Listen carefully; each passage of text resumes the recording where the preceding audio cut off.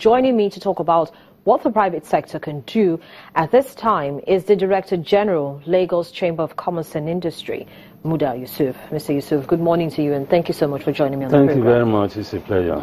So let's start with the President's call to think outside of the box if we're to come out of this recession.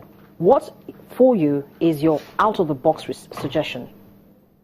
Well, talking about out-of-the-box suggestion, first, it seems that even the President and the administration is also thinking outside the box, because we are beginning to see a change in mindset, particularly with regard to the perception or understanding of the role of the private sector in moving this economy forward.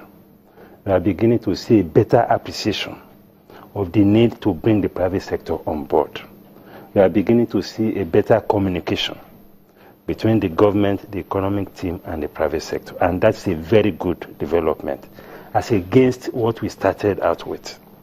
So that is one. The out-of-the-box suggestion, well, not exactly out of the box, because these are some of the things that we have been talking about all along. It's about strengthening engagement. Now, the discussion, the retreat that has taken place is about the ministers, the cabinet team meeting with consultants. That is good. I mean, that is good at least to look at the macro issues. But in order to deepen the process, it is good to also have a very good empirical insight into what is happening in the economy. And that you can only get through engagement with practitioners in the economy. So the macro issues are good, at least that affects everybody. They are cross-cutting issues. But then there are also sector-specific issues, which has to be taken perhaps at the ministerial level or even at the level of the economic team. Because from sector to sector, there are issues that are specific to those sectors. And if you are talking about, taking the economy out of recession, one big way to do that is to stimulate investment. And you need the private sector to bring the investment to the table. Of course, the public sector has a role. Of course, there's also public investment in infrastructure and all of that, which through the fiscal policy framework and the fiscal policy apparatus like the budget, that will have some impact. But the bigger impact will come from private sector investment. And this investment could be either domestic or foreign. But the only way you can have private investors, coming in to make any form of investment if they feel that the policies are right and the environment is conducive enough to do business. And the President actually talked about ease of doing business, that, they're going to start conversations and look at ways of how to make doing business easy for Nigerians and for private investors as well. What do you make of that? No, that is great, because I'm aware that this presidential committee on ease of doing business, which is being chaired by the Vice President, that's a very good development. And of course, in order to also get value from that, there has to be very strong private sector interface, because it is the private sector players that can give a very good insight into what the critical bottlenecks are in doing business, ranging from the ports and all of that, the ports, the energy issues, and so on, the financing issues, and so on and so forth.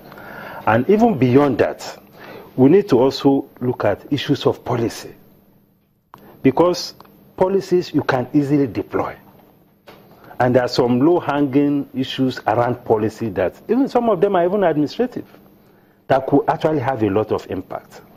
Now, we could have a lot of impact through fiscal policy, particularly the budget, the way we accelerate the budget spending and all of that. We have been talking about stimulus. You need to accelerate the process of budget implementation to have a value, to have an impact on the current state of the economy. You also need to look at the monetary policy, because if you are talking about investment, you need funds, particularly from the domestic investor perspective. At a time like this, we should be looking at how we can relax all these tight monetary policy conditions. We just talk about the CRR at 22%, you have the MPR so high, you have the liquidity ratio. All these things are making the investment environment very difficult in terms of funding. And to even make matters worse, government is borrowing at 18%. If government is borrowing at 18%, which is risk-free, for an investor, that means you have to pay a premium on that. So that is why you have a situation where investors are now borrowing at 20, 22, 25, 30%, depending on the profile of your business. That is not in tune with the desire to stimulate the economy, with the desire to also, stimulate investment domestically. Then in terms of foreign investments, we need to look again at our foreign exchange policy. It's very key. If you don't have reasonable liquidity in the foreign exchange market, it will be very difficult to attract foreign investors, be it portfolio investors or foreign direct investors. It is very critical because the policy as we have it now is also not incentivizing foreign investment enough. Because you have a situation where if you are bringing in export proceeds, for instance, if you are bringing in capital importation, if you are bringing in remittances, the rule is that you still have to route it through the banks at the interbank rate. And the moment you are having the kind of disparity you are having, you begin to have issues. The interbank rate exchange is about 310, 305, and so on. The parallel market rate is over 400. You have this kind of disparity and you continue to insist that all inflows has to be channeled at the interbank rate, you continue to discourage investments. But Mr. Yusuf, yes, at this time when we're trying to get exit recession, we're looking at all the low-hanging fruits, yes, the ones we can quickly hold on to. Which school of thought do you support? The school of thought that says we should stimulate the domestic economy as much as possible and let the domestic economy try to move us out of recession, or make the environment more conducive for the foreign portfolio and foreign direct investors than domestic investors? Which school of thought do you support? You see, they are not mutually exclusive. If they are talking of taking the economy out of recession, you need capital. You need domestic capital, you need foreign capital. So you need the two, and the two can come together. We can deal with the two simultaneously.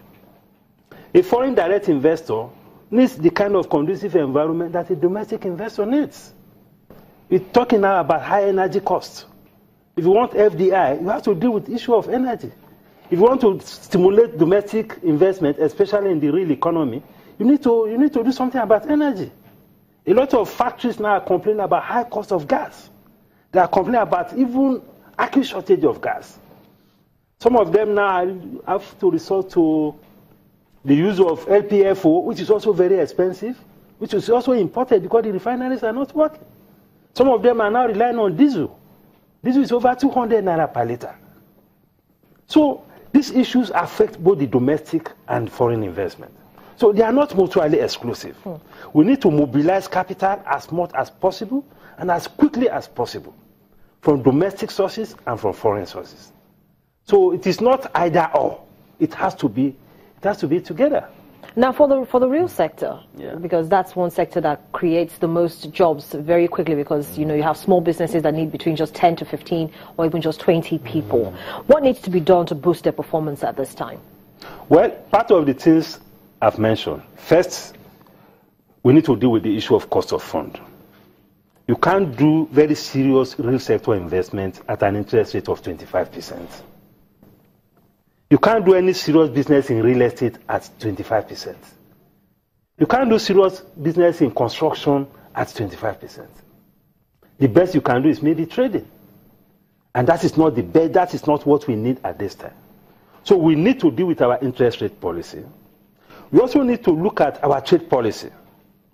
Because with the sharp depreciation in the exchange rate, the base rate for the computation of import duty has increased by 100%. So if you still maintain the import duty as it is, that means in nominal terms, import duty payment has increased by also 100%.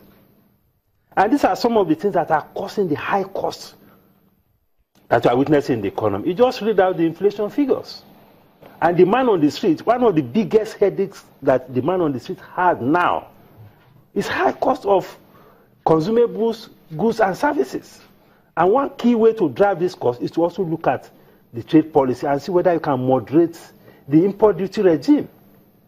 That may not necessarily even reduce revenue, because the lower the duty sometimes, the more revenue you get. But doesn't that Because also mean that you're allowing some products that not necessarily supposed to come into the market, those ones that are banned from entering? No. We have the fiscal policy issues to deal with that. Okay. There are some very critical components that are also caught up in this high cost of imports. So we need to look at it, and we need to discriminate between what is desirable and what is not. But generally, the cost environment is unbearable. And one low-hanging fruit that you can quickly deal with is to look at the import duty regime and begin to scale them down.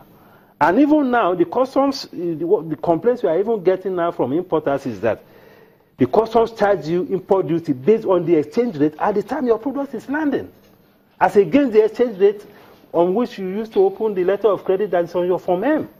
That is another major complaint.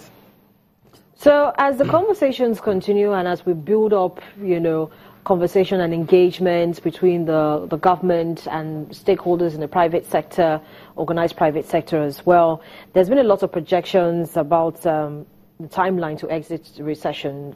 Some say 12 months, some say 12 to 18 months. For you, how long do you think? You see, in terms of timeline, it's a function of what we do. If we do the right things, this timeline you mentioned may be realistic. But if you don't do the right things at the right time, then these timelines will not be realistic. Okay. So it's a question of what we do and the time and when we do it. That is what. Muda Yusuf, thank you so much for joining me on the program this morning. Thank you very much.